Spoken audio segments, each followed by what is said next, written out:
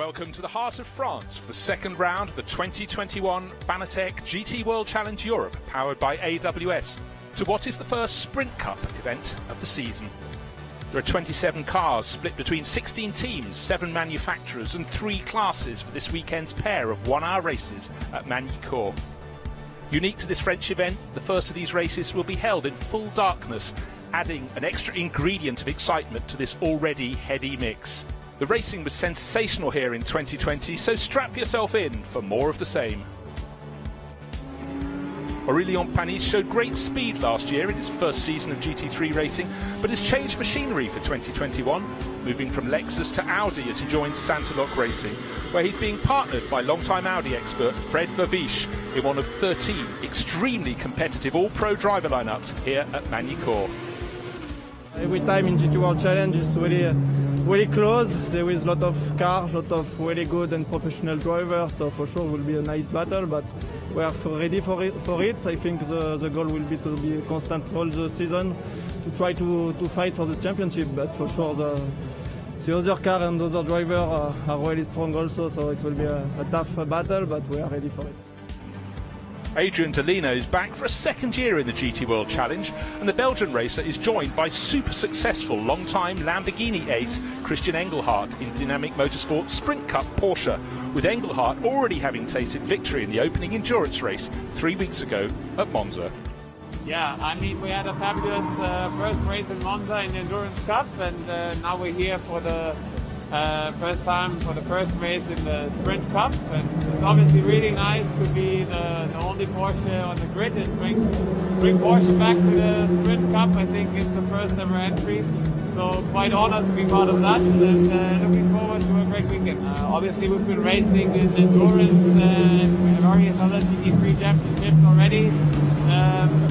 Porsche is a very good car, very consistent over different types of circuits. So we expect to be competitive everywhere. We will give our best, and I think we know our competition well. We fight our competition also in the Endurance Cup. So let's see where we are here. Last year's outright European champion Timo Boguslawski is back for another campaign in an ACA ASP Mercedes, and the 21-year-old is joined by Italian ace Raffaele Marciello again as he looks to add the Sprint Cup title. I did a test Valencia at the February, and did like 1 week ago at the Albi, at the home track of the team. So it feels like car is good. Yeah, I think teams find some new setups for the car. I think we had a good pace, and also ACA shows very pace at the Monza. So as always, ACA is the top team. And I think Jules Gounon has changed manufacturers, becoming a works Mercedes driver after 3 years with Bentley. The French ace has also found a new partner in this year's Sprint Cup, as he is joined in one of ACA ASP's 3 Mercedes AMGs by Romanian racer Petra Umberescu, who also spent last year behind the wheel of a Bentley. Yeah, it's completely different. In endurance, it's a long race. We're sharing the car at 3 drivers, and the approach is completely different. Here it's sprint, everything is flat out. There's a lot of contact on tracks normally. The pit stops are also unrestricted. So the key part of the team is also to make very fast pit stop at the halfway to the race. And yeah, it's such a short race that you need to really push 120% every lap. So it's a completely different approach, and it's very nice to have both. A fantastic circuit. I mean, it's a legendary track, Formula 1 track. I was watching F1 when I was a kid on this track, and it's such a fast track with the 2 chicane in the middle of the track, which is amazing. And to drive also at night is something very challenging, because the track feels very fast and it's very nice. So very happy to be back here. SRO always give us mega tracks around the world, and this one is one of them. Stefan Richelme is back in full-time competition after 2 years away, and the Monegasque racer is sharing one of CMR's pair of Bentley Continentals with 2020 French GT champion Benjamin Lessen. Very happy about my teammate. He's looking very fast, very consistent. I love our way of working. You know, we have a good comprehension. We want to go in the same way with the balance of the car. So I'm very happy about this, and I'm really looking forward to this championship. Ricardo Feller ended his 2020 sprint campaign within a whisker of race-winning form, and remains with the Emil Frey Racing Lamborghini squad. Will race this weekend with Albert Costa after a top 3 finish at Monza. Yeah, it was quite nice. I like the track. I love the first part of the track with the fast combination and also with the two fast chicanes. I don't really like the last part, but yeah, it's quite nice overall. I think we have a good baseline. We are still working on it to improve, but I think we're in a good position for the weekend. Pierre-Alexandre Jean is only 20, but he's already in his second year of GT3 racing, and he's joined by teenage single-seater graduate Ulysses de Pauw in his quest for Silver Cup glory. I think it's cool because I drove in the night in Le Mans other night race, and there is no problem about this. But I mean, it's always something new, because even if you know a track almost by heart, you come by night and everything is different. You cannot take the same signals to brake or something like this. So everything comes quicker also because of the night. So it's more challenging. But I mean, we are here for this, so let's do it. Alexander West landed the Endurance Pro-Am title last year and already a winner in this year's Endurance Opener at Monza. He's back for more, partnered this year in his Garage 59 Aston Martin by platinum-rated four-time British GT champion Johnny Adam. So far a good start to the season at Monza. That was an eventful race. This will be difficult. I mean, we haven't done the sprint series before, so for me it's a way of practicing racecraft and being sort of on qualifying pace and improving that. So, but it's we're not that many people or that many cars in the Pro-Am, but they're all very, very good. So it will be interesting. There are 7 manufacturers shooting for glory in this year's Fanatec GT World Challenge, powered by AWS, with cars from Audi, from BMW, from Ferrari, from Lamborghini, from McLaren, from Mercedes, and from Porsche. And this is how the points stand worldwide after the early season races in America, Australia and Europe, with Mercedes leading by a small margin from Lamborghini and Porsche holding third position.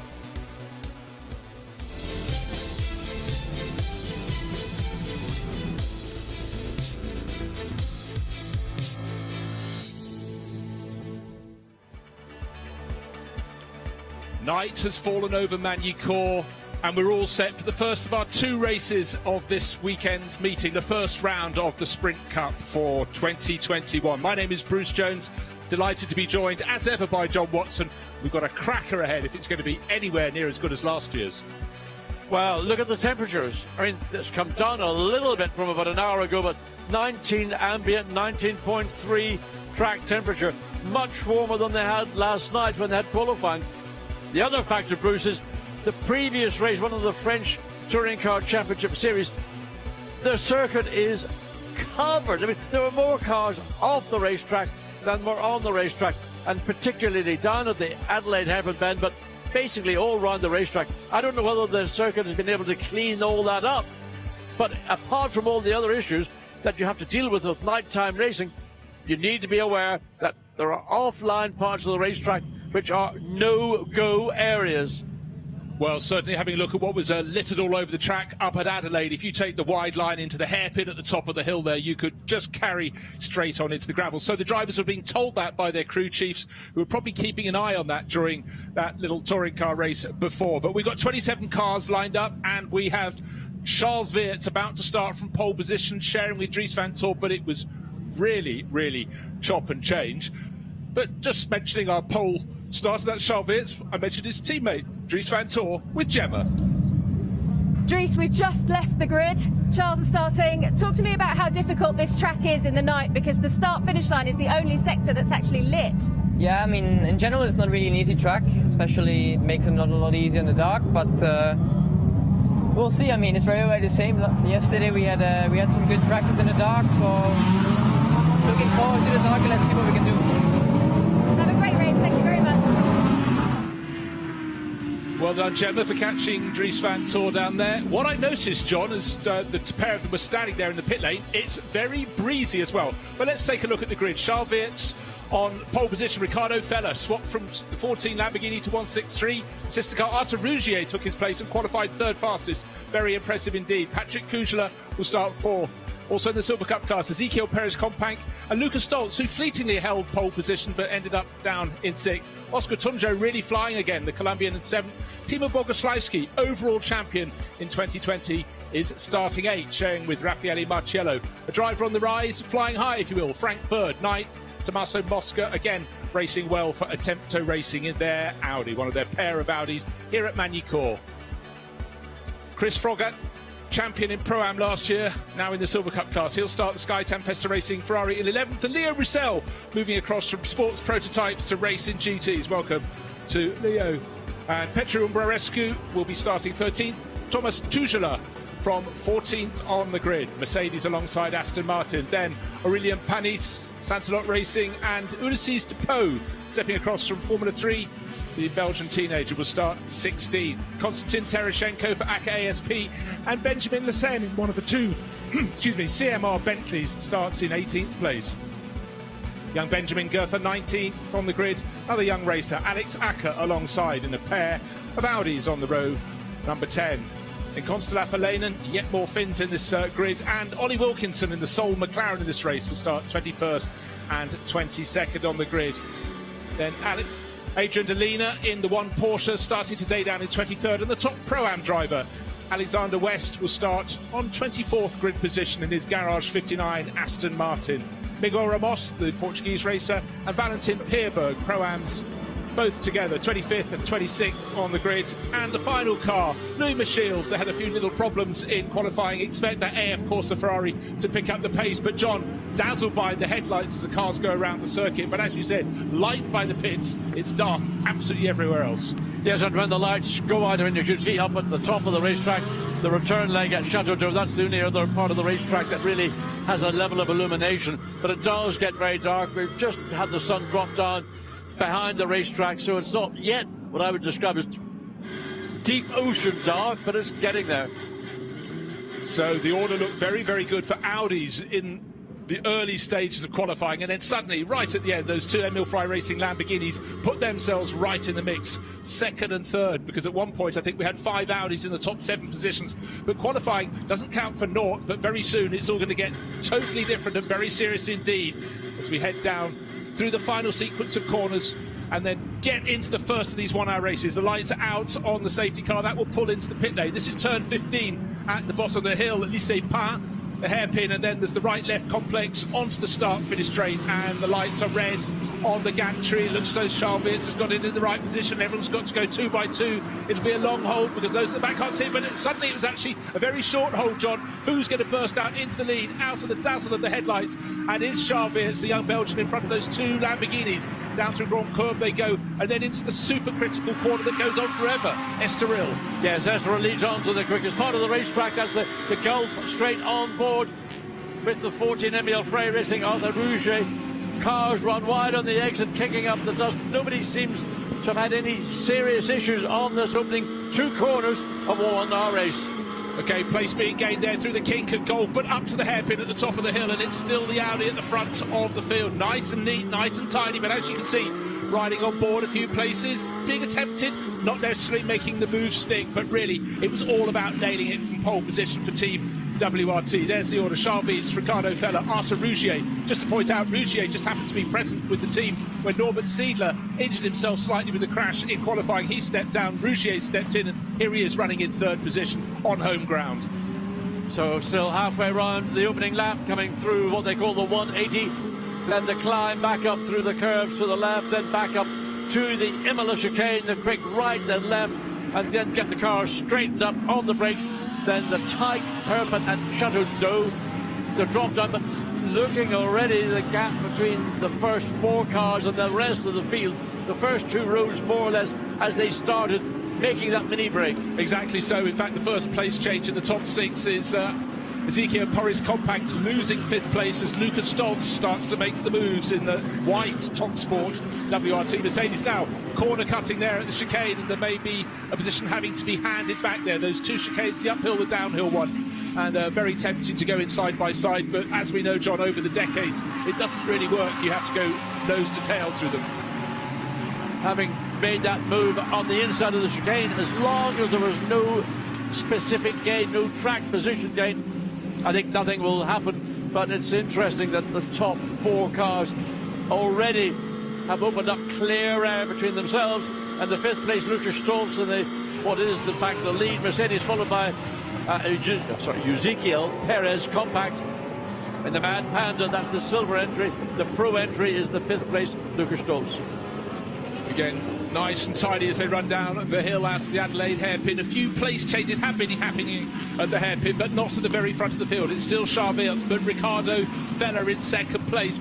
Moved from the number 14 Emil Frey Racing Lamborghini into the 163. He's just put in the fastest opening sector of anyone. He's closing onto the tail now with Charles Weerts. It was 9/10 of a second on the start-finish line. In fact, as we go up the hill again, it looks so it is the same sort of margin. Let's see. Oh yes, in fact the response, quarter of a second regained by the race leader. So Charles Weerts keeping that advantage. Don't forget, this is a 1-hour race, a driver change some point around the middle, but right now it's settled into a very good pattern. I mean, clearly the lead car, Charles Weerts, has got all the advantages that you can wish for. He's got a clear racetrack ahead of him. He's got no distractions. He's not seeking to make an overtake. He can drive the race he wants to. He's gained already a margin of just over 1/10 of a second. Oh, sorry, 1.1 seconds over 2nd place. Ricardo Feller, Rouget a little bit further behind. Then the Ferrari, keep an eye on the Rinaldi Ferrari.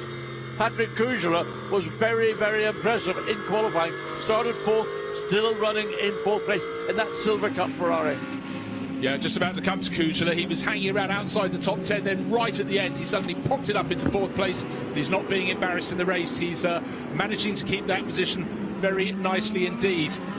Some of the onboard footage being provided by Ezekiel Perez Compact, the number 90 Mad Panda Motorsport Mercedes. And unfortunately for him, Lucas Stolz is becoming smaller and smaller as the German starts to pull away in 5th place. And Mad Panda and Ezekiel Perez Compact have got a fellow Mercedes behind them, Oscar Tunyo, who's really starting to challenge. Oh, there's a flash and a place change down the order. One of the WRT Audis flashing its way through. I think that was car 31. Chris Froggatt is fighting, and let's just check. Yeah, Frank Bird's made the move stick, and he's moved up that position.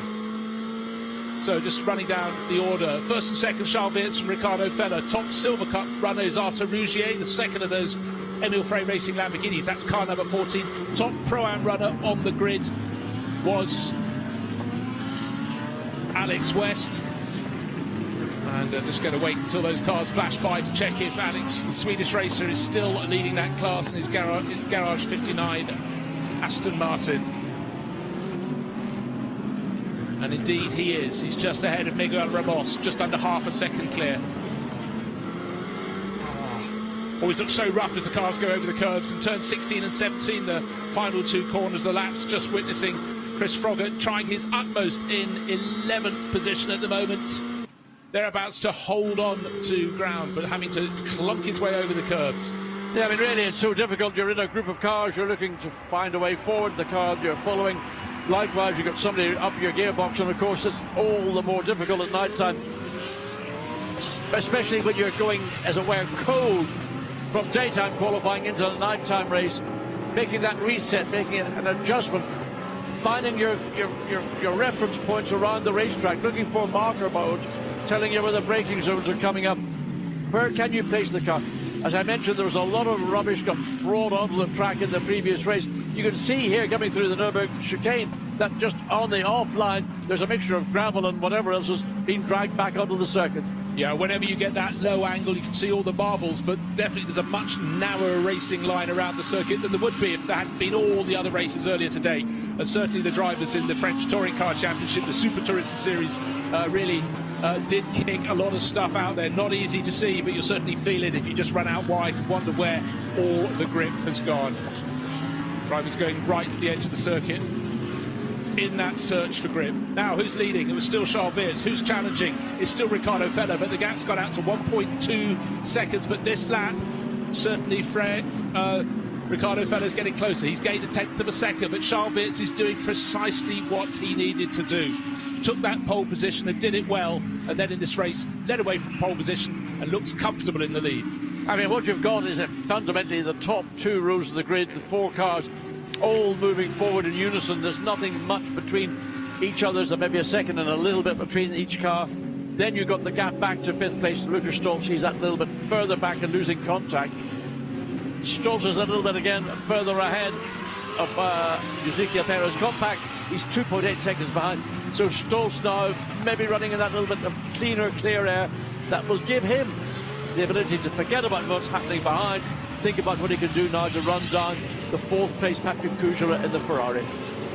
Yeah, well, let's have a look at some VMAX top speeds coming up, and it's Ulisses de Pauw. He's stepped up from single seaters. He's fastest so far in the race, sharing it with fellow Belgian Benjamin Lecen, 256 kilometres an hour. Bear that in mind. But another thing you need to bear in mind is the fact that we saw the drivers getting out after a half-hour touring car race looking very hot indeed. We saw it was nearly 20 degrees air temperature before these drivers got in, and for Lucas Stolz in 5th place, he's actually one who can relax a little bit because he's got nearly a 3-second advantage to the field behind him, and his car's running in clear air. Almost everybody else is nose to tail, so what little bit of cooling is available out there, he at least is grabbing that, and I expect Stolz to move on the tail to make it a 5-car battle for the lead. Yeah, I mean, the ambient has dropped a little bit since the previous race, but of course they were a different, they were all front engine essentially touring cars. Some of these are mid front engine, some are mid rear engine. Porsche, of course, they've got their particular way of designing a car. But it's this group of 4 cars that's making the break. As you look down at the 7 Mercedes, that's Oscar Tunio in 7th position. Again, he's running within just over half a second behind that car of Ezequiel Perez Compact as they come through the Estoril corner. That long triple right-hand corner leads on to the quickest part of the racetrack now. This is down at the Adelaide hairpin, hard on the brakes. You can see just in the perimeter of the corner just how much rubble and rubbish there is. So the 2 Mercedes running in 6th and 7th place, followed by Tommaso Mosca in the 2nd of the Audis that are in the top 10. I think because this race has been very, very clean thus far, the pebbles that were on the circuit, little bits of gravel have been sort of moved by the field a little bit wider, so maybe there'll be a slightly wider, maybe even a second racing line when they get to the top of the hill at the Adelaide hairpin in laps to come, but still plenty of caution from the field as they go through. Nearly 10 minutes into this 1-hour race in full darkness here at Magny-Cours, and Charles Weerts a second to the good, or as near as could be. 0.994 of a second last time around was his advantage over Ricardo Feller. On board with Chris Froggart in the Ferrari, running in 12th place. He's got Benjamin Lascelles all over the back, so he's looking forward, thinking, well, I want to make some progress, I want to get onto the tail of that's Frank Bird directly ahead in the Audi, but he's got to be kept honest. In fact, the 2 Bentleys running 13th and 14th, and notably, Bruce, it was the 2 Bentleys that were the fastest cars in a straight line, and that's important here, Magny-Cours, because the big overtaking opportunity will come at the end of that long Gulf Straight down into Adelaide hairpin. Indeed, one of the crucial corners on the lap, of course, is the 2nd corner, Estoril. It's a long right-hander, 180 degrees, then it's the kink afterwards, but so many times, John, someone tries to gain an advantage there, they just run out of track, they run wide, lose momentum. Talking of momentum, it's getting very, very tight with the Lamborghini really pushing on there. That battle for 3rd. I think it might have been the 3rd place Lamborghini, ran wide coming out of the Grand Courbe, kicked up dust on the exit, had to make the transition back to the right to get into Estoril, and of course Estoril's a corner you don't want to overload the car because you'll scrub all your speed off.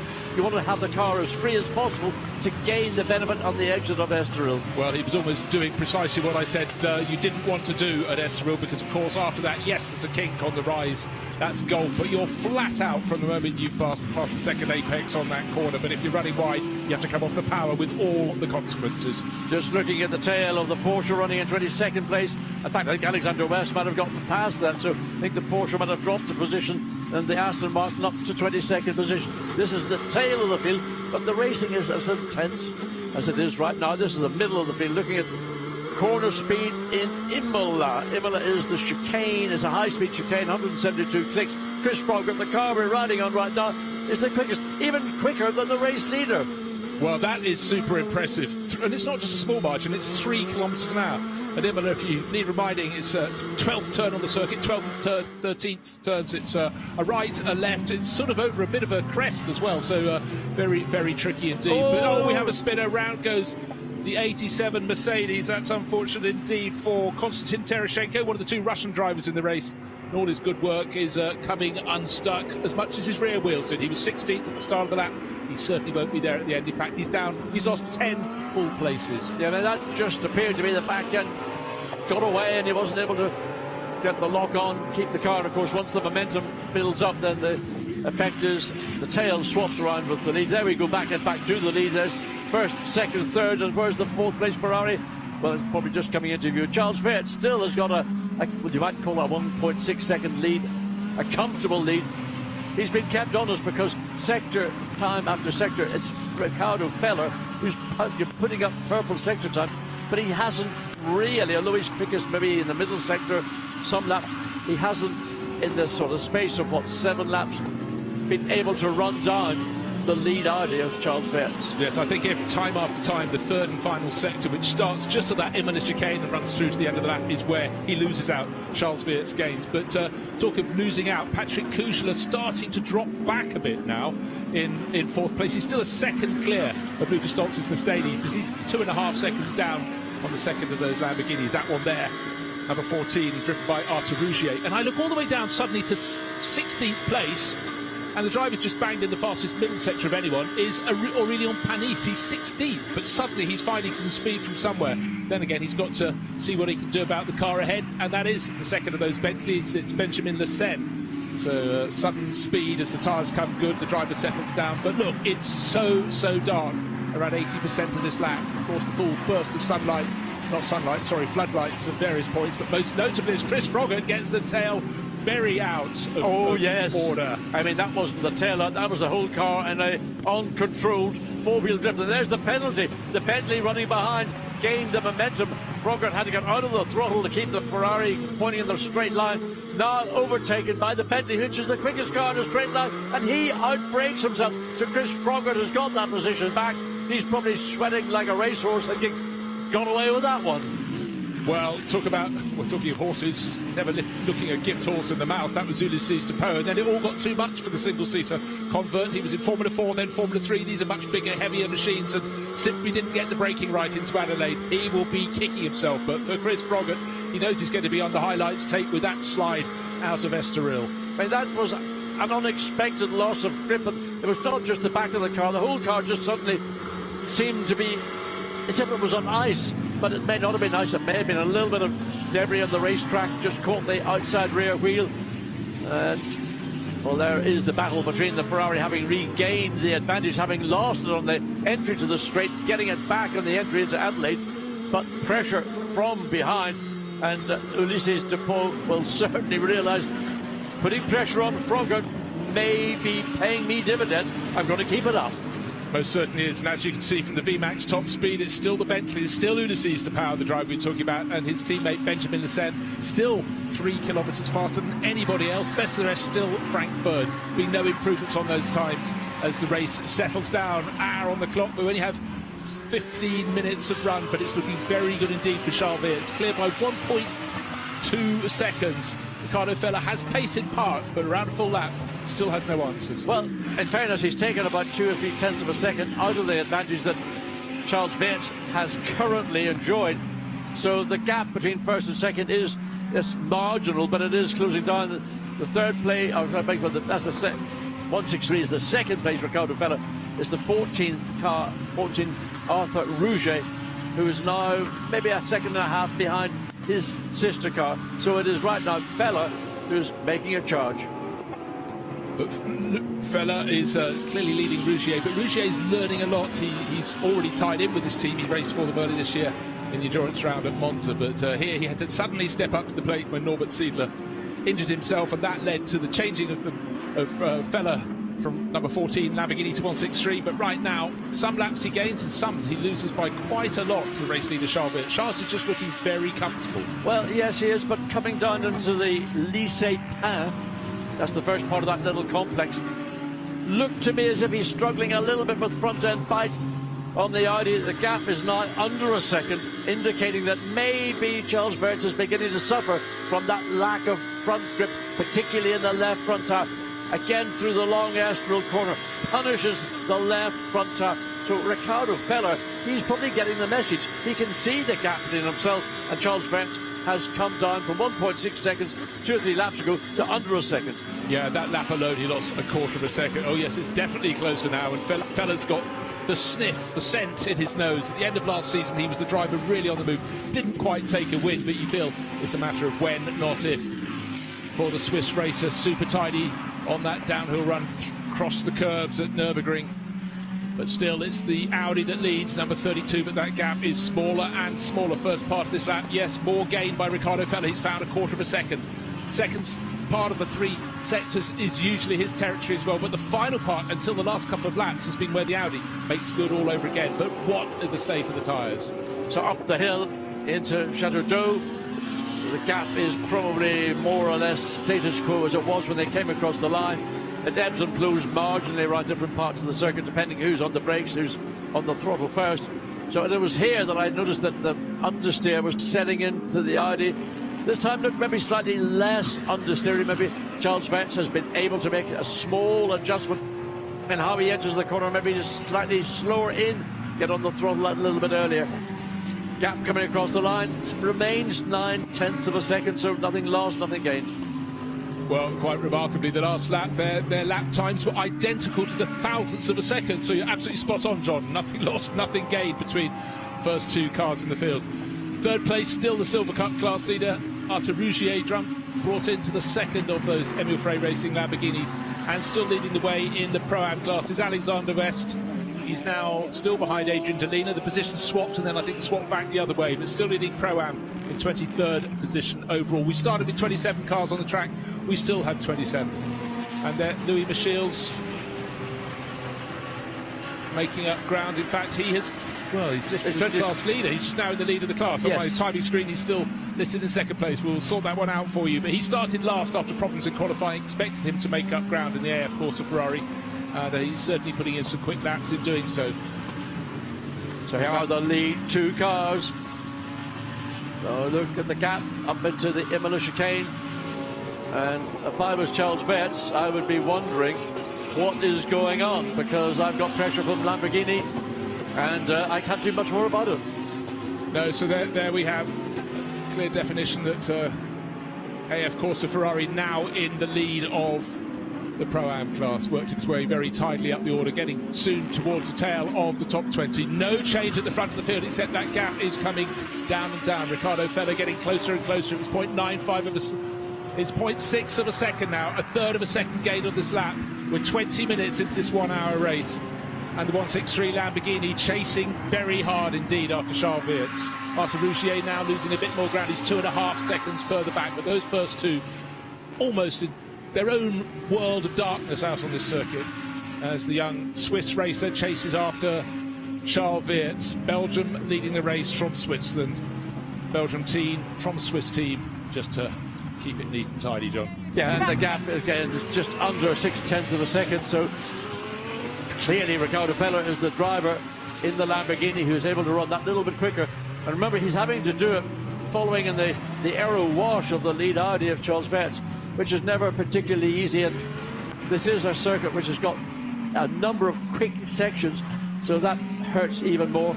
There is the lead car, there's the second place car. It's just, what, 0.599 of a second when they came across the line at the end of lap 13. This is lap 14. We've got 39 minutes of this race remaining. In another 4 minutes, the pit lane will open. But, you know, these 2 lead cars, Albert Koss is going to take over from Ricardo Feller. Dries van Thor is going to take over from Charles Vance. It's even Stevens, because the talent and the skill of those 2 drivers that are going to step in. Of course, it will maybe be a race that will be determined, as we've seen in the past so frequently, by who is the most efficient to get in and get out of the pit lane.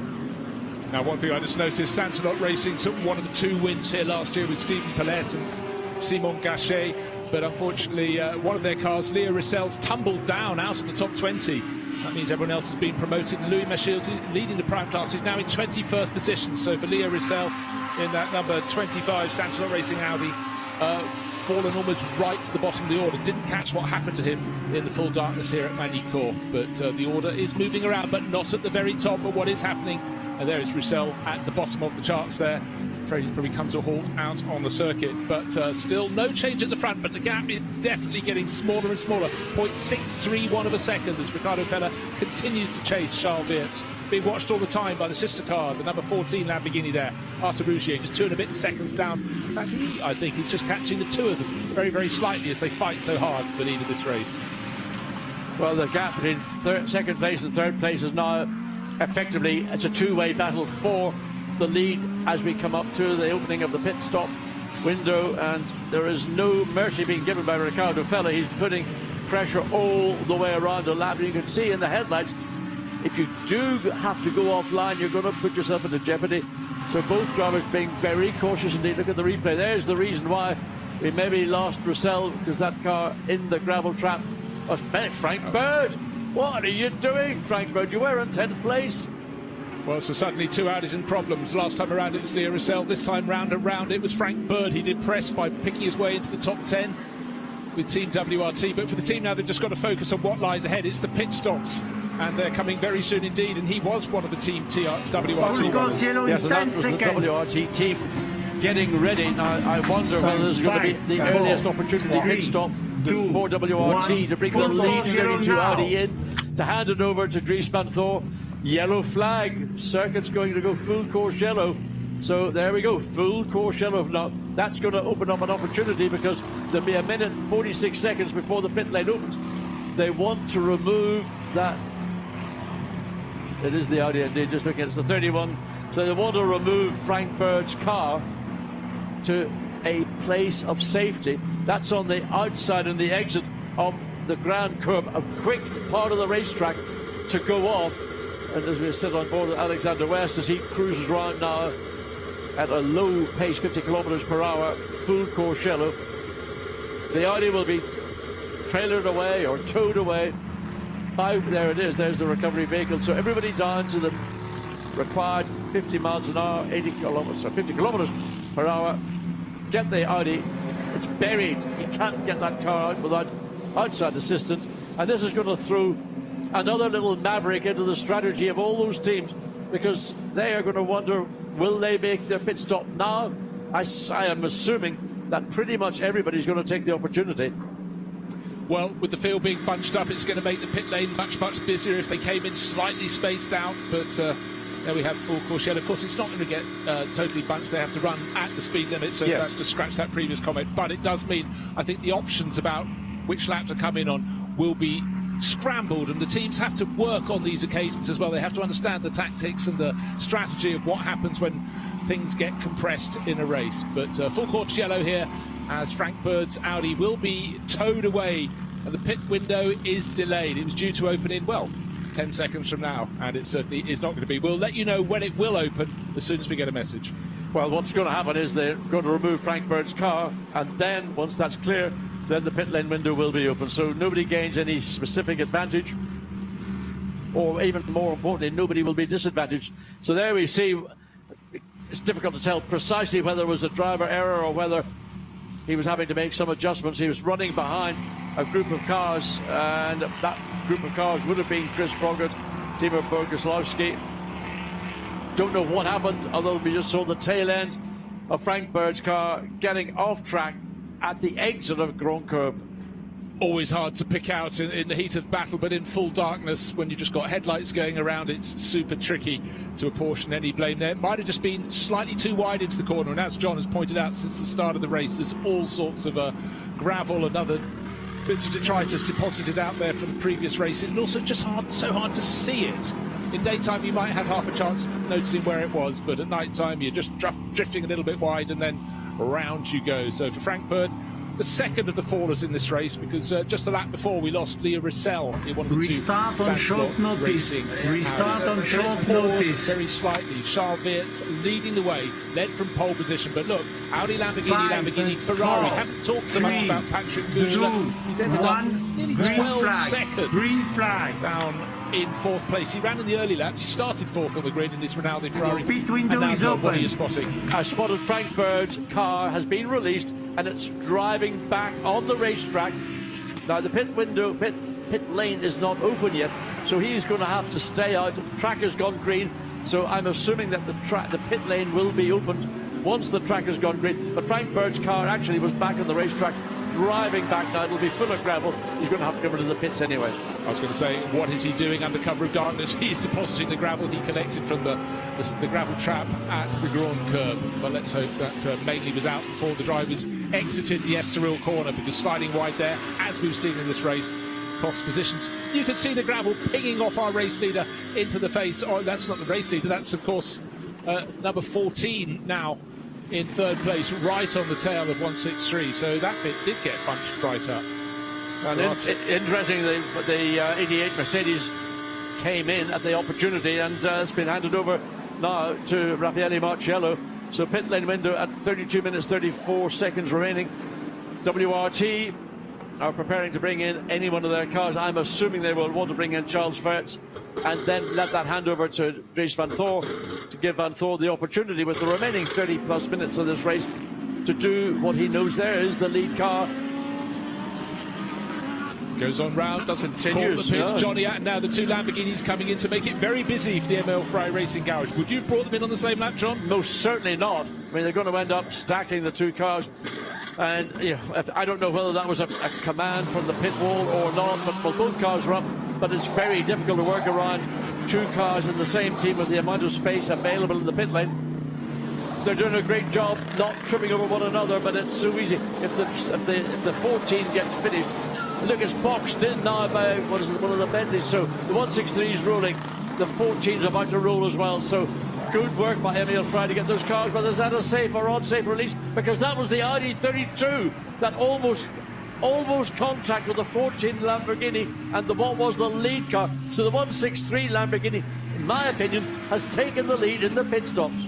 Absolutely did. They came in almost nose to tail, and you can see the lollipop operative waving it in front of the driver. Why? Because Kelvin van der Linde waited for the second Lamborghini to go. Tried to stop the driver too late. Here comes Kelvin van der Linde, just taken over from Benjamin Goethe. Couldn't quite gain a position there in the pits, but it was close. I was getting overexcited. I thought that was the 32, but you're right, it's the Gulf sponsored. Kelvin van der Linde behind the wheel. That car will suddenly light up with the South African behind the wheel. So let's go back and see. I think that might be Frank Bird we're looking at again. Well, what we have to remember in this, of course, is that 32 race leader Charles Weerts declined to come into the pits. This time I suspect he will be coming in. Let's have a look. There's Dries van Thor, suited, booted, ready to go. No, one more lap going on the board for Charles Weerts, waiting for the pits to be absolutely empty. They are right now, actually. The benefit, the team have made a decision to keep Weerts out because he has got a completely clear racetrack. He can get on and do what he wants to do without any distractions, especially since the two Emil Frey Lamborghinis opted to come in at the same time. So look at the outside of the racetrack, outside of Estoril. It is absolutely littered in gravel, but Weerts can now nail it, get on with what he can do best on a clear racetrack, and that's just give his teammate the best opportunity. He will be doing laps right now which probably nobody else in the field will be able to match. I'm just looking, his best lap in the race so far is a 1:37.4. His last lap, waiting for that lap to be illustrated, but I mean, he's got all the advantages in his favour right now, as does WRT. It's almost so he's out in a night qualifying session all on his own. The track was so busy and now not. Slight hesitation for the Rinaldi Racing Ferrari as Benjamin Ites gets it back onto deck, and the third Lamborghini 114 that was started by Constant Apolainen.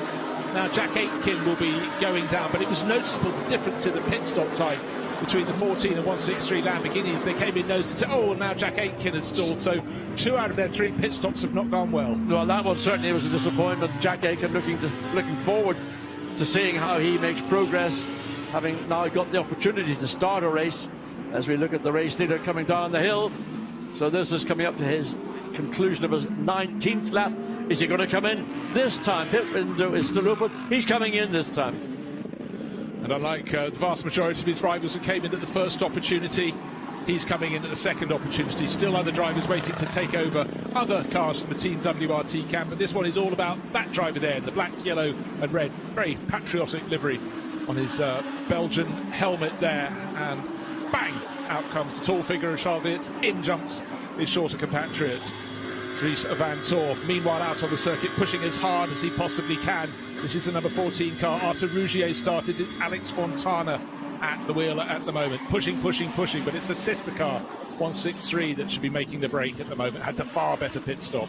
And good start by Dries van Thor, gets the car rolling, but what is going to be the gap? Not here, it'll be by the time they come to conclusion. Van Thor will be on cold or cooler, certainly, tyres than those that are going to be competing against them. There's the 163 Lamborghini, which will be, I suspect, in second place by the time all the pit stops are washed through. You'd certainly think so, John. So it's Albert Costa pressing on, and of course the gaps seem large, but you're quite right. Dries van Thor's coming out, he's got to get some heat in his tyres, and that gap will really reduce. And let's see where they're placed when they get to the hairpin at the top of the hill. And there's the answer. Gap. There's one car between them, and it looks like it's about a 5-6 second gap, if not more, as the Audi goes down the hill. So they too have gained in the pit stop. We said that before about Team WRT, but I think a lot of that was down to Charles Vitz's laps before the pit stop, staying out, pressing on with nobody on his rear. You hear the benefit of using those laps to his advantage. Interesting, just looking further down, the Alexander Pierre-Jean in the Bentley had the fastest overall sector time in Sector 2 on the last lap. And that's a car that's currently running, what, in 16th position. Well, don't forget those Bentleys, as we've seen whenever we get the speed trap, they are the two fastest cars at the highest speed point on this circuit. So certainly Pierre-Alexandre Jean getting stuck in straight away, having taken over the 107 entry from Ulysses Depot. And don't forget, Ulysses was sitting at the top of the chart. Riding on board now with Dutch racer Rick Broekers. And it's exciting, it's dark, and you can just see the debris on the track, the gravel pinging up in front of... there's the 31 car. That was the car that Frank Bird put into the gravel, and Ryoichiro Tomita will take it over, but he lost about 2 laps while sitting. And look how much gravel he's left in the pits, John. The car will certainly be half a second a lap quicker now, because the amount of gravel that was in the car, and that was just a microcosm of what was in the wheels on the rear of the car. So that car will pick up pace simply because it's not able to run at its designated race start weight, rather than carrying around maybe 50 kilos of gravel. And for Ryoichiro Tomita, it's a bit of a sort of thankless task. All he's got to do is just have time on the track. He's not going to gain positions with so much time lost, stuck in the gravel at Grand Curb. But I must say, before that, Frank Bird was really driving very well indeed. Running very wide there. Chris Froggatt still staying out. He is our race leader, hasn't bothered to come into the pits, but in time, certainly time is coming soon. He's got to get in the pits and hand over to Giorgio Roda. And then, of course, we'll have Dries van Thor leading this race. But for now, it's Chris Froggatt. Yeah, I mean, certainly he was not particularly neat and tidy coming through the 180, and then he sort of compromised himself on the exit and then ran slightly too wide. There's a gentle curve which you go through on the way up to the Imola chicane. Now the drop down, having exited Chateau down the hill. Now, is this going to be the pit stop for what is currently the leading Ferrari, the Sky Tempesta Racing Ferrari team? He's in the pit lane, so Chris Froggatt makes it in. One other car's got to get in the pits as well. Adrian Delina, the 54 Dynamic Motorsport Porsche, the car that took victory at Monza in the Enduro opener, but just in time. Look, the clock beats down, but of course the pit window opens slightly late, don't forget, because of Frank Bird's car being off. And out we go. Is there damage on the back of? Yes, certainly something's melted the back of the Ferrari there, but a great run from Froggatt, great speed in parts, but certainly was using the curves. That's not looking as it left the showroom, John. No, it's not, and I just wonder how the exhaust system being damaged, because that looks as if there's been extreme heat or something at the rear of that bodywork, and has caused, or is causing, a problem. I've got a slight theory there, John. Remember we saw that drift. Oh, that's not drifting, that's rubbing. That's they might say it's racing, but side-by-side contact. Yeah, going over the curve on the inside, the car got airborne, bounced down, made a slight sort of hip and shoulder on the Mercedes alongside. So getting very racy in the mid-pack. There's a lot of cars running very close together, and of course some of the drivers are taking over. One might describe as being what I would call number one driver in that particular car. And you've got a mix of pros, pro-ams and silver drivers all interacting right now until this final 23 minutes concludes. And not to put too fine a point in it, in full cover of darkness here, some drivers take a little longer to get up to speed to see where the debris is off the circuit. Now, Lucas Stoltz started the race for Team WRT, the TalkSport WRT entry, handed over now to Mauro Engel, who's flying. Mauro Engel is all over the back of Alex Fontana, and waiting just to catch the headlights. So strong up the hill. So there is the Mercedes trying to go the long way around the Lamborghini. Will he have enough momentum to get up alongside? He's going to be on the outside as they drop down the hill. The Lamborghini is going to have, you know, the real estate. In other words, he's on the inside, but will the Mercedes make the undercut? Again, he's going to fall in behind the Lamborghini through this final left-right chicane, right-left chicane. Wow, wow. You can't get the words out quick enough. No, you can't. I just want to go back. Remember when about 5 or 6 laps ago we had a fantastic drift, not wanted at all by Chris Frogger. I'm just wondering if something was leaking at the back of that Ferrari that has caused a conflagration that's melted that rear bodywork slightly. Something that might have leaked onto his tyres to call that, because he was getting quite ragged. Maybe something, oil a bit or something was going down. I think that's a good explanation, because certainly he got caught out in Estoril, and then we saw on this last lap on his way in, he was running very, very wide going through the 180 and then up the hill towards Imola. So there is something at the rear of the car, whether that is you know, bodywork coming into contact with part of the exhaust system, but maybe quite simply there is a fairly substantial oil leak at the back of that car. Whatever it is, it doesn't look like it came out of the showroom. Certainly doesn't. So let's just round out how it was before the pit stops. It was 32 from 163 from 14. It's like that right now. But Maro Engel's gained position. He's moved ahead of the Rinaldi Racing Ferrari, as has Rick Breukers up into 5th place, the Mad Panda Motorsport Mercedes. So 2 Mercedes working their way towards the cars ahead, but it's nearly a 10-second interval, unfortunately for them. But look at this charge. It's closed right down, because suddenly Stoltz is gaining ground. Sorry, not Stoltz. Engel has taken over that white Mercedes and is closing all the time on Alex Fontana. Fontana's car delayed in the pits a little bit. In the meantime, the gap between first and second place, Albert Karsten in the 163 Lamborghini, is 8+ seconds. It's this battle right now for the final podium position. Alex Fontana in the Lamborghini and Maro Engel in the Mercedes. Right now, Maro Engel is the quicker of the 2 cars, but being quicker doesn't automatically mean you're going to get past the car you're following. Fontana has got all the tools he needs to keep the Mercedes at bay. It's only if the Mercedes can get alongside and make a clean pass, then will Fontana realise that the Mercedes is the quicker of these 2. So time after time, you have to get a really, really good exit from the second corner of the lap from Estoril. You've got to be as quick as you possibly can onto that kick straight up to the hairpin, where they are right now, the Adelaide hairpin at the top of the hill. A little bit gained by Maro Engel in the slipstream, but then as they go down the hill, the Lamborghini pulls away all over again.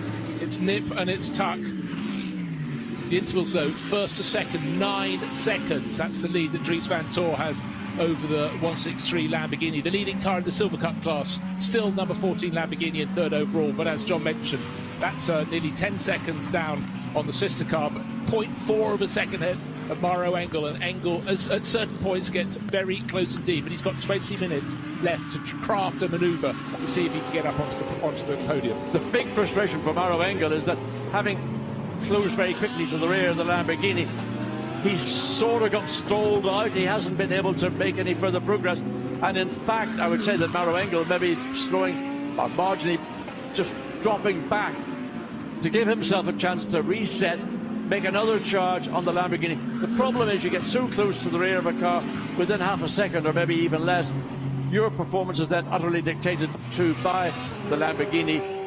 You cannot drive your car where you want to drive it on the racetrack. So just drop back. You have the natural pace. Try now here, particularly in the exit of Estoril, and look at the titanium skid blocks sparking all the way through on the left-hand side as they come out to the exit of Estoril and all the way down to Adelaide. Don't forget, of course, Maro Engel and Lucas Stoltz have been such a strong pairing over the years, and suddenly Jack Aitken, John just pointed out, Jack Aitken had a bit of a delayed pit stop. He's taken over the 114 Lamborghini, and he's now putting in, would suggest, well, definitely that car's fastest lap of the race and setting fastest sector times of anybody, so he's got it going. But just going back to the point 12 months ago when the cars were here, well, no, the season was of course a bit compressed in 2020, but in the first of the 2 races, the night race, the winners went by the name of Engel and Stoltz. They know how to keep it right, keep a car's tyres sweet right through the stint. We've got just under 20 minutes remaining in this race, and I think we haven't had the final shot from Maro Engel, and I certainly think Alex Fontana is going to have to be right on his toes. Look at Matteo Drudi in the 6th place, 99 Audi, and he's got Raffaele Marcello all over him like a rash in the 88 Mercedes. So 2 Mercedes in battles right behind the car they're challenging, but not being able to make any further progress. Maro Engel, 7/10 of a second behind third place. Raffaele Marcello, 4/10 of a second behind sixth place. Well, certainly one of the crews that's gained positions is that car with Matteo Drudi in it. It started in 10th place. Tommaso Mosca did a very good job, but Drudi just seems to get better and better across the years. And certainly going very well for Temto Racing in that number 99 Audi R8 LMS. Across the curves one more time at the chicanes. That is the approved line. That's the final chicane onto the start. Finish straight, short straight, then quickly into the Grand Curve. And it's Charles Weerts' teammate Dries van Toor leading this race. What's the gap this time around? Waiting for the gap to be confirmed again. 9.5 seconds. Not much that Albert Costa can do. He's going to push on hard. Now riding on board with Fred Vervies, a driver who knows an Audi R8 LMS, forwards, backwards and sideways, but he's finding himself down in 12th position, sharing with Aurelian Panis for the first time this year, and expect him to be a driver who gains positions before this race is out. Well, I mean, I love watching Fred Vervies drive because he brings excitement. For a man who looks so undemonstrative, he is certainly behind the wheel as fiery as anybody out there, but of course track position is such. Down in 12th place, he's just half a second behind Jules Gougnot. Jules Gougnot, he ain't a walk in the park either. Certainly isn't. After 3 years racing for Bentley, he's determined to put a good one in on his first performance here with the ACA ASP team in 11th place there, and all over the tail of Pierre-Alexandre Jean. Now observing that battle from just about 2 or 3 seconds further down the track is Fred Vervies, looking, listening, watching, feeling the tyres, doing everything a top racing driver should do. And what I was interested to watch was comparing to what we saw with Chris Froggatt and the Ferrari. Ferrari was way offline on the lap before he came in. Fred Vervies in the Audi with a car that's operating absolutely normally, able to hold that line all the way around the inside of the 180 curve, but down into the Lycée Pin, and then Matteo Drudi still getting all the attention, and that's not very much. Raffaele Marcello, a lot more. He was a pit car. Somebody got into the pit lane. Wow, I thought somebody had actually overshot the corner, but the fact they came into the pits, one of the Mercedes, I think. Warning flag to car 26. In fact, it's Fred Vervies who's dived into the pits. It did seem as though a driver had got the braking very, very steady there in the pits. Could it well be a punch with all that debris at the outside of the circuit? You'd have to put the clever money on that. So just as we said, watch him gain places. Unfortunately, he's lost them, and up onto the jacks goes Fred for Santalot Racing. That's number 26 car. Don't forget their teammate, the sister car, Leo Roussel, went for a spin early in the race, so it's not been their dream result. This time last year, they took one of the 2 wins here. Yeah, they took the rear wheel off and had a look around the suspension. Maybe Fred Vervies felt there was something with the back of the car that was not normal. But look at this battle going on. Wow, I tell you, Raffaele Marcello and Matteo Drudi, there ain't an awful lot being left by either, and Marcello gets the slightly better line around the 180, follows literally in the tyre tracks as they make their way up the hill, up into this really exciting part of the racetrack. Raffaele goes one side, trying to make Drudi go defensive through the Imola chicane, cuts back to the left now, under braking up the hill, up into Chateau d'Eau. He goes wide, whereas Drudi stays tight. Can the undercut make it? Can he make it stick? The drive off is sort of, but not quite, I was going to say favouring Marcello, but he's got alongside under brakes. He's got it, done a good pass, all well thought through and executed prior to coming through the Imola chicane. Couple of 2 or 3 years ago, when Raffaele Marcello crossed over from single seasons to GT3 racing, he took to it like a duck to water. And if this battle had been even the following year, Drudi wouldn't have been able to hold him up for as long as he did. But Drudi is made of staunch stuff, and it took a great move down into Lycée Pin for that move to be pulled off by Raffaele Marcello. Up into 6th place, but they're a long way behind those ahead. That's the maximum score surely the Italian can get. Well, the lead Italian there, Marcello, because Drudi, of course, is Italian as well. Out front, though, Dries van Toor leading by its stable. It was 9.4 seconds. It's now 9.3 seconds over Albert Costa, and he's got more than 10 seconds clear of Fontana. But Fontana's very busy in 3rd place. He's got Maro Engel still all over his tail. And then just a little bit further back in that pack, you can see the Ferrari still in the mix there. Benjamin Ites, of course, last year he raced a Mercedes on his first year of racing in Europe, but he's gone back to his Ferrari roots, and he's very busy indeed. He's got a Bentley right on his tail. Pierre-Alexandre Jean and Jules Gougnot catching the pair of them. So Ferrari, Bentley, Mercedes in the middle of the mix, in the middle of the pack, in the middle of the night. But up front, it's still Dries van Toor, still Team WRT, Audi at the top of the pile, qualified on pole, still leading the race. Indeed he is, and he's got a comfortable gap of 9.7 seconds. Albert Costa had been putting in purple sectors, what, 3 or 4 laps ago. That's all gone, and it's just green now for Dries van Thor, who is doing what we've seen him do so often in the past. So here, Alexander Jean in the Bentley, running so through that chicane, back on start finish straight, and back into this wonderful Grand Curve, which right now you want to make sure you stay 100% online. That's the 10th place Bentley. As soon as the driver starts getting it wrong from Grand Curve, they're not going to get it right in SRO, then they'll be compromised the whole way up the hill, and I sense that Jules Gounon was looking at Pierre-Alexandre Jean, getting it slightly wrong. But don't forget, the Bentley's so strong on the blast up the straight to the Adelaide hairpin, so whatever he lost in that corner, he gained again, or got it back again by the top of the hill. So Pierre-Alexandre Jean, CMR Bentley, in 10th place still, resists for another lap, but that's bought a tiny bit of an advantage from Benjamin Hites, the red-black Ferrari, going down through the sweepers ahead of him. So that half a second gap between the Bentley and the Ferrari is rounding out the last 2 places in the top 10. And then slightly further ahead, you would have, that's a big one, the Talksport, second of the Talksport, the Silver Cup Mercedes of Yusuf Pukata, coming as we look again at the, how to pick up the number 6. Well, totally under control for Dries van Thor at the front of the field, but any of these gaggles of cars in the tail of the top 10, absolutely far from settled. Dries van Thor seems to match everything and a little bit more from Albert Costa. The Audi seems sweeter on its tyres later in the race, the first in and the second. It's now 10 seconds to the good.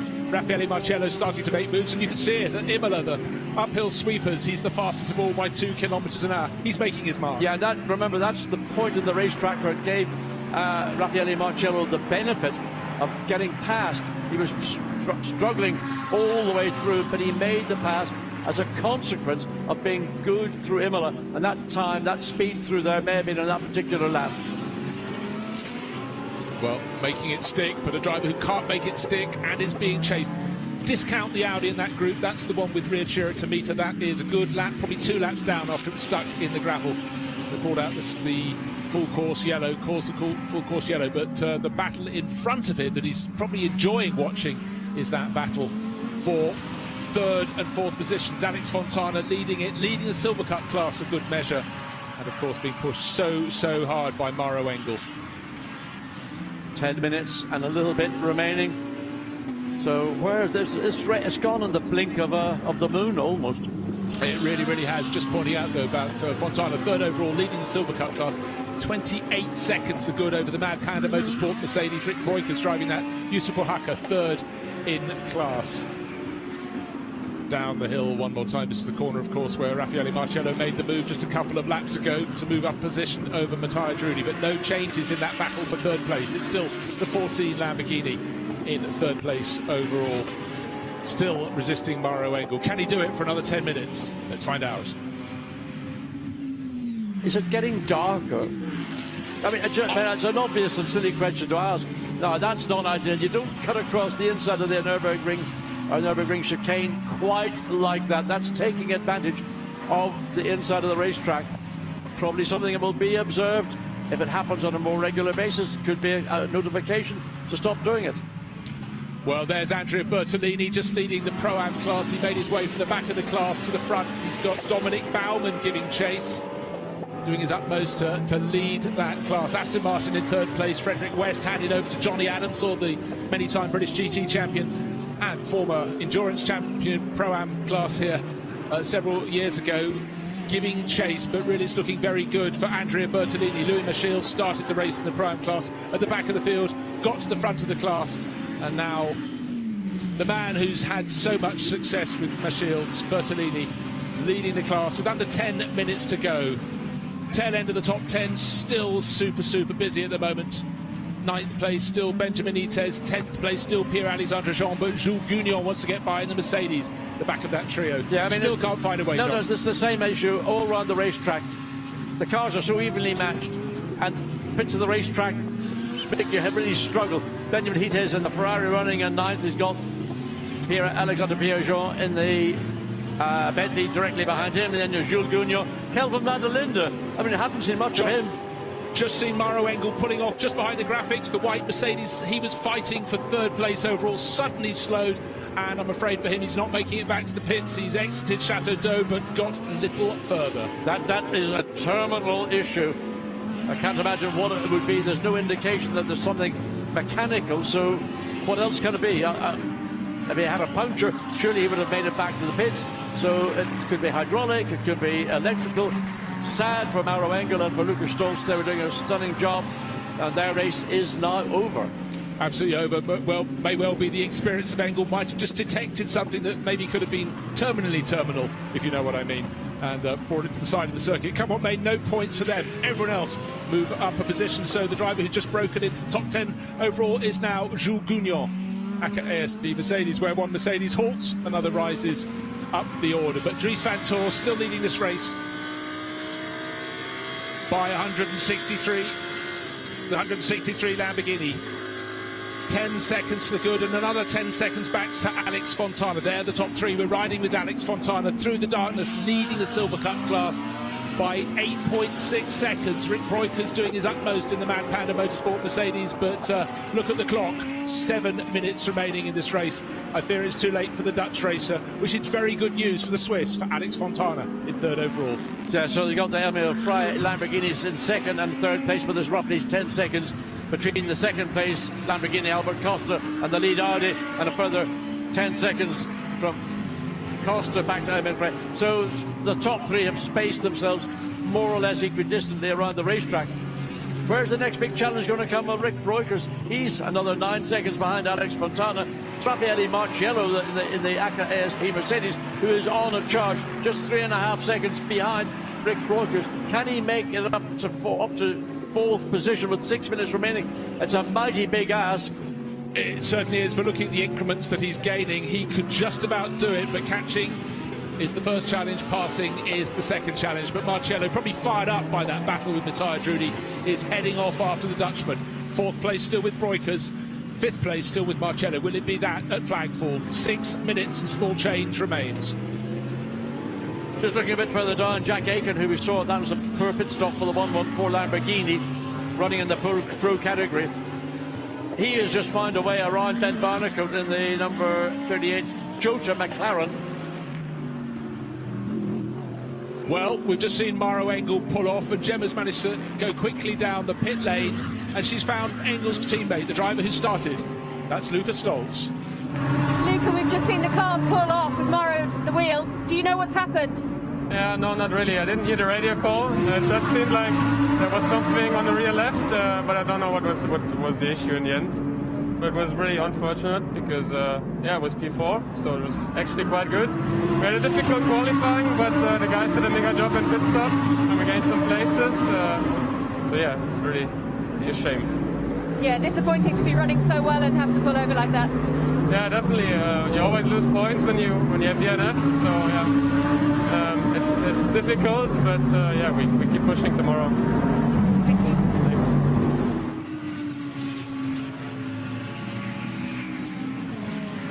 On small things races can turn. I just got some other news in my ear from Gemma saying that Ricardo Feller, his radio failed during the full course yellow period, which is possibly why those two Lamborghinis came in right next to each other. But his was the leading one of the pair, so that was going to come in anyway. But these little problems certainly can manifest themselves in ways that give drivers more than a little bit of a shake-up. But right now, it's really Dries Van Toor controlling this race. 9-10 seconds to good. It's actually come down to just closer to 9 seconds as Albert Costa gives chase. But look, 4 and a bit minutes remaining. You have to say this one surely is going the way of Team WRT. And the driver who started from pole, Charles Weerts, and for Dries Van Toor. And for the rest, as hard as they bounce over the downhill chicane at the Nürburgring sweeper on that run down the hill from Adelaide Hairpin, as hard as they hit the curves and as hard as they accelerate out of Estoril, it's very hard to see any place changes towards the end of the race, except, John, let's keep an eye on Raffaele Marciello as he gives chase to Rick Broikers for 4th place overall. He's closing in. He's just put in his fastest first sector, his fastest second sector on this lap, but he's got about 3 seconds to make, but he's giving it his utmost. I mean, all around the racetrack, I mean, again, I mentioned the Lamborghini's Emil Frey Racing. Albert Costa's got the gap down to lead position down to 8.5 seconds.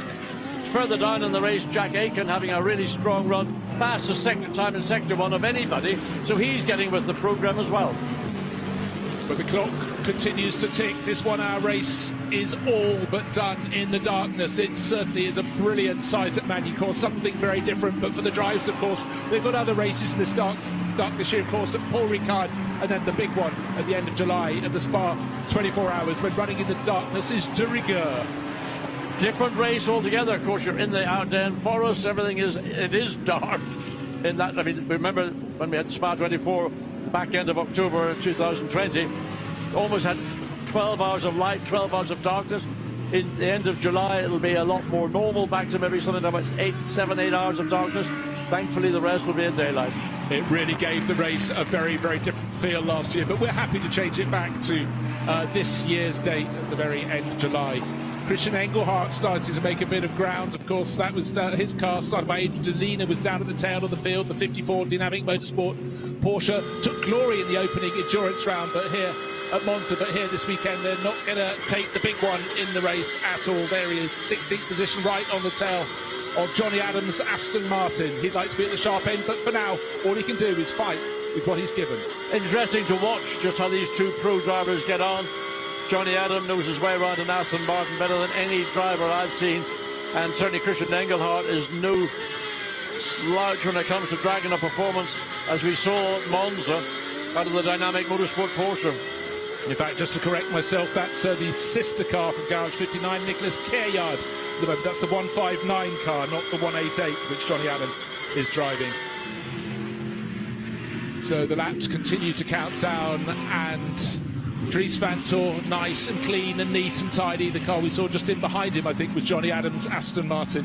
But Dries Van Tor, the advantage was 10 seconds, was 9 seconds, he's 8.2 seconds, but that's fine. He's only got 1 minute and a bit remaining in this race. Charles Weerts watches on, doesn't have to be too nervous, because Dries has been there, seen it, done it, has now just got to deliver. And remember, Charles Weerts led from the ledge going out, did a very good job under a lot of pressure. Didn't put a wheel wrong, brought the car in, not at the earliest opportunity, but the waved yellow flag, no, what's that? That's because of the Mercedes at the side of the racetrack. No overtaking is permitted in that waved yellow flag zone, but probably there aren't going to be too many cars right now who would even consider doing a move at the exit out of Chateau d'Eau.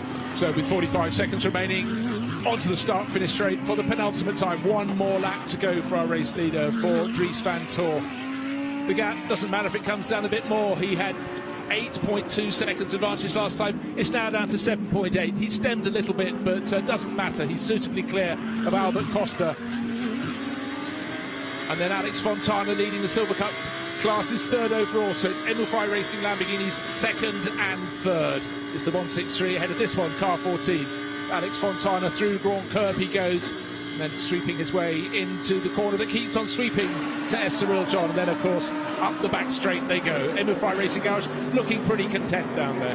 Yeah, they had a good result this evening, second and third positions, and the sister of the third car running a little bit further down the field, and that's Jack Aiken behind the wheel in 12th place. Yes, and for Arthur Rougier, we just saw him at the front of the garage. He didn't even expect to race here, and suddenly he's heading for a podium position and victory in the Silver Cup class. Second place, though, Albert Costa bringing it home. And what a pairing that will be if it stays all season with Ricardo Feller, the two hot guns in that team. Absolutely. Look forward to seeing the next time we get to a sprint race, which is going to be, I think, at the beginning of July in Misano, down on the Italian Riviera. Another race when the day turns tonight. Still the waved yellow flags for Maro Engel's stricken Mercedes. The drivers have passed it several times. They know it's there. It's not a threat for them, and it's certainly not a threat for Dries Van Tor. Get the braking right down into Lycée Pain. Tick that one off, and now it's just turned 16 and 17. There they are, onto the start-finish straight. And in an instant, there is the checkered flag early in the start-finish straight. Lights are being a flash for Team WRT. And getting down from his chair, watching the action, Charles Weerts, first win of the Sprint Cup for 2021 in the bag. Excellent drive indeed. Just I was getting over excited. In fact, the next sprint round will be at Zandvoort in the middle of June. But I mean, a very, very composed drive by Charles Weerts and Dries Van Tor, and WRT well back to the winning ways we're so familiar with. Well, still fighting down the order, and there is Andrea Bertolini heading for victory in the Pro-Am class. AF course has started stone last, but has built on the excellent work from Louis Michiels. Still got half a lap to go, still got company, but has these things under control. Now, the big question was, did Rick Broekers manage to hang on to fourth place? Yes, he did, ahead of Raffaele Marciello. But it's cheers and whoops and hollers down the Team WRT garage. They've drawn first blood in the 2021 Sprint Cup and did a very good job indeed. And Matthias Trudy came home in 6th place for good measure there. Yusuf Ohaka in 7th, Benjamin Nites up to 8th, Pierre-Alexandre Jean and Jules Gougnard taking the final position in the top 10. So for Emil Frey Racing, there's Ricardo Feller up on the pit wall. They can be proud, a 2nd and 3rd here, looking very good indeed.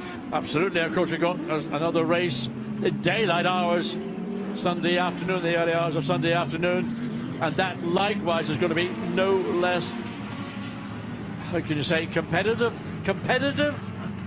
Of course it's competitive, John. We know it's going to be, but such a different feel, a daylight race versus this one at the end of a very long day. But this one belonged to that pair. Charles Weerts, who started from pole, did not put a wheel wrong, and by staying out longer than his rivals, he stretched that advantage before the pit stops. Then Dries Van Tor took over and did what Dries does. He wins races. Absolutely, and again, the key was keeping Charles Weerts behind the wheel that little bit longer when the racetrack was fully to his advantage. That's what you do. These races are not just won on the racetrack. They're won by people in the pit lane who are looking at the strategies and saying, this is what we think we need to do, this is what we got to do to make sure we gain maximum benefit from what is now a clear racetrack. Nobody ahead of us. We can pull away from the rest of the field. Once the track went green, all the advantages went to Charles Weerts, and he made that advantage work, gave WRT the opportunity to come in and make the change, and then Dries Van Tor had a drive to the checkered flag. It really is about speed, but you're quite right, John. It's about maximising that speed, getting the full efficiency out of everything out there, and clever strategy. But it's easier to control a race from the front. That's precisely where Charles Weerts put them. So, a very, very long Saturday at Magny-Cours, racing almost from dawn, definitely to past dusk, and the cars being wheeled off to the podium, the lucky ones, and to the paddock for the rest. We're back for more tomorrow, but waiting to see clearly some excited drivers from Team WRT greet each other down in Parc Fermé.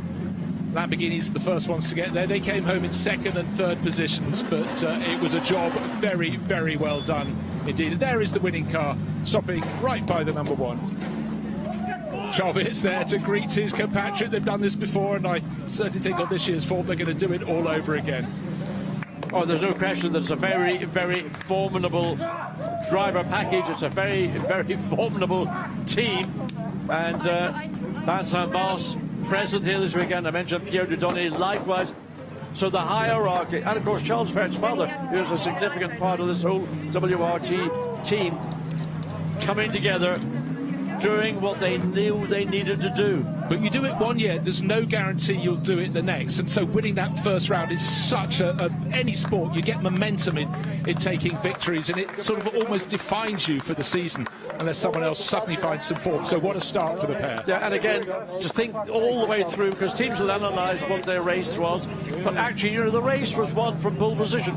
Charles Weerts put that car on pole position. He gained the advantage. He led from the lights going out. The car was never other than in the lead, except on the overlaps during the pit stop. So they won that race after qualifying earlier today. It's good to hear drivers complimenting each other on all that they do, because particularly under cover of darkness, it's a much harder equation to get things right. But I think we're going down very shortly to hear from our race winners, Charles Weerts and Dries Van Tor. And now finally they can relax. So let's go down, because they have been caught down in Parc Fermé. We have Charles Weerts, who started from pole, and Dries Van Tor. Gemma's caught them. Let's hear what they think about how they won the race. Charles, Dries, a fantastic result. Dries, when we spoke to you on the grid, you said to me earlier that you felt confident, and surely you had reason to. I mean, first of all, it's a big hats off to the team. I mean, we've been working really hard over the winter, and honestly, I think everybody's seeing that it's really working out. So, I mean, it's we really tried to be working on the car the whole winter, and I mean, the car is just amazing to drive. And yeah, Charles did an amazing start. The mechanics did an amazing pit stop. So yeah, it's a nice team one. Nice one for the team. Sorry. Thank you, Jason. Charles, of course, like Jay said there, you did a fantastic start, a great first stint. Yeah, I mean, that was a perfect situation for us, starting from pole with the help us a bit. Then, the car was, as Dries said, amazing to drive. And the boys did an amazing, a lot of work during the winter, so really pleased. And again, as I dedicate my pole for Kurt's daughter, he actually asked me if I could bring him something to put flowers, because he got a lot of flowers. So I would be more than pleased to give him the trophy. So that one is again for you, Kurt. Thank you very much, boys. Let's just pop our way over this way. Follow me if you can, Brandy, the cameraman. Albert Costa, Ricardo Fella. Ricardo, you said to me at the beginning of that stint where you started the race, you had problems with the radio. No, it was by the end of my stint where the focus yellow came and then the green flag again. I did not get the countdown, and obviously I was playing too safe and we lost some time. But the rest of the stint was quite good. Beginning I was struggling a bit with tire pressures, but in the end I think we were quite fast, and Albert did an amazing job in the end. First podium for the 163 this year. Congratulations, Albert, what a stint. Yeah, it was not easy. As I told you before the start of the race, to be honest, I struggled to get on shape with the black lights, in the night. As yesterday, everybody knows I couldn't drive. But once I managed more or less where to go, the sting was nice. To be honest, Vantor, car 32 was a bit quick. But it's good, no? Sprint. Last year we fight for the title, now we are second, so we are there. I'm happy. Well done, thank you very much. We're going to cross behind you there. Come with me over to our third place. Again, the Emil Frey guys over here. Boys, can we turn you around? A fantastic result for you. Arthur, you didn't even expect to be driving this weekend. Yeah, actually I came today, I woke up and I didn't know I was going to drive, so for sure I'm really happy about the quali and the win in silver and the podium overall. So I mean, what to say, what a perfect day in the end. Absolutely, and Alex, like Arthur says there, to get the Pro-Am win and the third overall, a fantastic result for the team. Yeah, third overall and a silver cup is fantastic for us. Obviously, Arthur did a mega job today. We knew that Ricardo was already fast in our car. In fact, he did well in the Pro car as well. We knew Arthur was really quick, but to be so fast straight away, it was really a mega job. In the end, we did a good job as a team to put everything together, everyone in the condition to do well, and in the end, we take the results. A great start to the season. Thank you very much and well done. Cheers. So great performances there from Team WRT. They came top. Look at that result. Charles Weerts started it and Dries Van Tor finished it, winning by 6.4 seconds at the end. They could back off. They had an advantage of over 10 seconds over the leading Emil Frey Racing entry. Ricardo Fella started that. Albert Costa brought it home. Just heard from them. And then Arthur Rougier, Alex Fontana won the Silver Cup class in third overall, also in an Emil Frey Racing Lamborghini, followed in the Silver Cup class by Ezekiel Perez-Companc and Rick Broikers, who've been caught hand over fist by Raffaele Marcello at the end, but held on to take that fourth place. Tommaso Mosca and Mattia Drudi, the Tempter Racing Audi, rounding out the top six, chased hard by Yusuf Oaxaca and Oscar Tunyo. So there are the top 15 runners, and some great performances lost outside the top 10 under cover of darkness. And if you want to know who won the Pro-Am class, it was AF Corsa in 18th overall, started by Louis Michels from the back of the field, ahead of Andrea Bertolini. Alex Arca, Christopher Mies followed them home. Look, great names all the way down there. Second in the Pro-Am class, Valentin Pierberg and Dominic Baumann. And third in class, Alexander West and Johnny Adam in one of the two Garage 59 Aston Martins. It's 3 non-finishers, but 27 started, and it was an exciting race. Lucas Stoltz and Mauro Engel could have been heading for a podium. They ended up parked at the edge.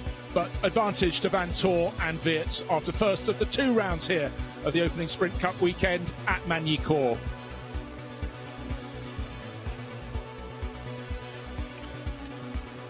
What an evening's racing. Now let's take a look at the points. Ricardo Fella, this is after the 2 rounds. Obviously, Ricardo Fella with that third place at Monza takes the top position. Klaus Bachler and Christian Engelhardt with that victory at Monza stay on 25 points with Matteo Cairoli. But Alex Fontana, fellow Lamborghini racer, now into what ranks as third overall. Raffaele Marcello again in the mix across the sprint and endurance series when knitted together. But let's go down to the podiums and some happy but probably quite tired faces. It was hot out there, John, for the drivers.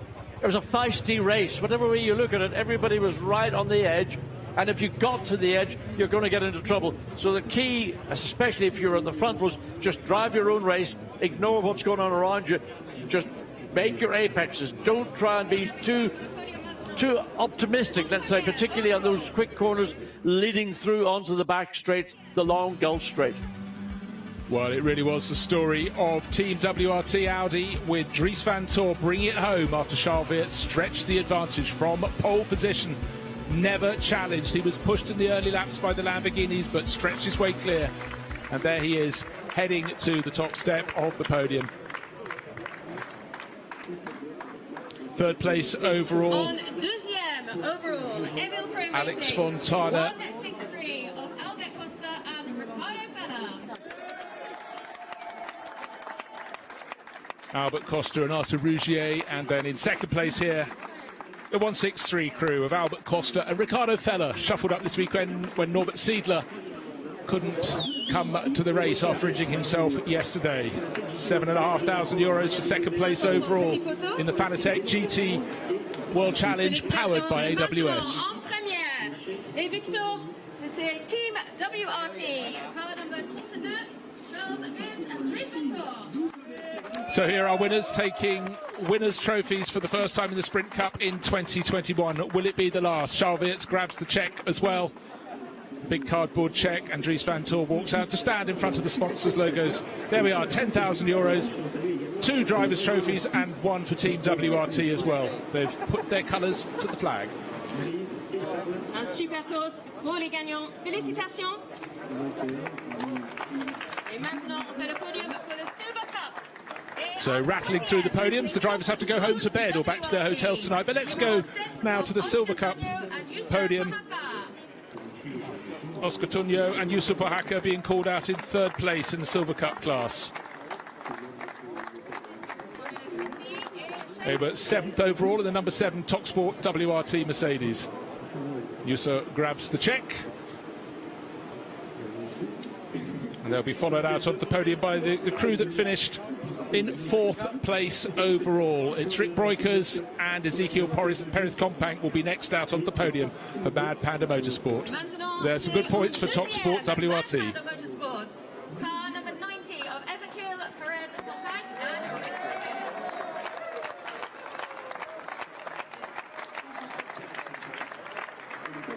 Breukers. Ever the showman, Ezekiel Perez-Companc beats his chest. And Rick Breukers enjoying being up there as well. But the winners in the Silver Cup class, we've already seen them once and we're seeing them all over again. Third place overall, Alex Fontana and Arthur Rougier. Good points for them. They take the initial lead in the Sprint Cup, Silver Cup class.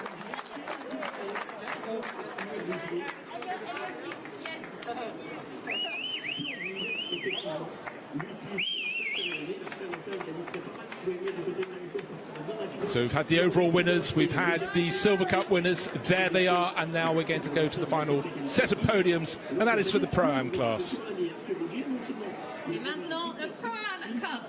Et en troisième, Garage 59, car number 188 of Alexander West and Johnny Adam. So Johnny Adam and Alexander West, Alexander on the left, come out to take third place in the Pro-Am class in their Garage 59 Aston Martin. To Alexander West, the check.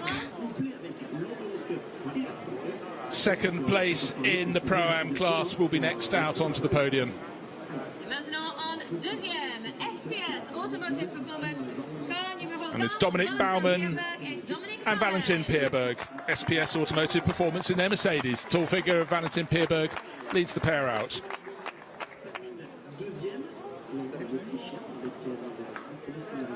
And the winners will come out to end our broadcast, and it's Louis Michiels and Andrea Bertolini for their AF Corsa Ferrari team just being called the podium right now. They started last in class, last in the race, and really worked their way forward. So a great result for the pair, for Louis Michiels and Andrea Bertolini.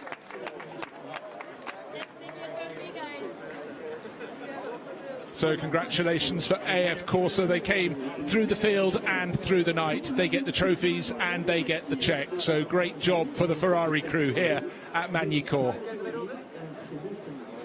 It's been a night of interesting racing, John, and looking forward to tomorrow's mix, which will be totally different in full day night. So that's it from us for tonight, from John Watson and from me, Bruce Jones. Come back and join us tomorrow. Plenty more in store, and I'm sure the whole field is going to be the other way around.